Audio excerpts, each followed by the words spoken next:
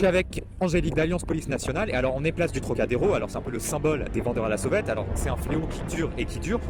Pourquoi on n'arrive pas à bout de ces vendeurs à la sauvette au Trocadéro? Tous les jours, ils font des rondes, des évinces, en faisant des contrôles des vendeurs à la sauvette, en saisissant les marchandises et en les mettant en garde à vue. Ensuite, on les présente à la justice et ils ressortent. Bon alors là, en se baladant, on voit des pétitions, donc voilà, c'est deux Roumaines qui essayent de nous demander de signer des pétitions. C'est quand même ça un vrai problème, c'est l'escroquerie. Il faut les prendre en flagrant délit, il faut les prendre à plusieurs avec leur... Mais, alors attendez, vous me dites que là, si je vois passer ces deux jeunes femmes, elles ont leur pétition, vous pouvez pas les arrêter, c'est pas en flagrant délit? Non, il faut qu'elles soient en contact d'une victime à qui elles discutent et à qui elles demandent de l'argent. Et ça aussi, c'est pas possible parce que même moi, je suis pas policier, mais je les vois avec leur pétition, je sais qu'il faut les arrêter, je sais ce qu'elles vont faire. Oui, mais la loi, elle reste la loi. Les policiers leur courent après, elles se laissent pas faire.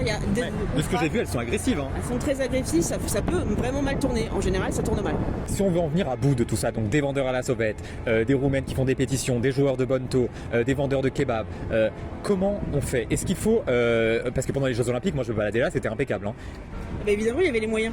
Demain, si vous nous donnez des effectifs, un parc automobile renouvelé avec des moyens, on pourrait mettre en œuvre des vrais dispositifs pour que tout ça soit derrière nous. Grâce à la police, grâce aux policiers du 7e arrondissement notamment, vous n'avez plus de vendeurs à la sauvette de photos avec des ballons, le ballon rouge, vous n'avez plus de kebabiers, de crêpiers, et vous n'avez sûrement pas de bonto. Vous voyez. Là, quand même, il y a quand même un vendeur de Tour Eiffel qui passe, si on peut filmer. Donc quand même, ça arrive encore.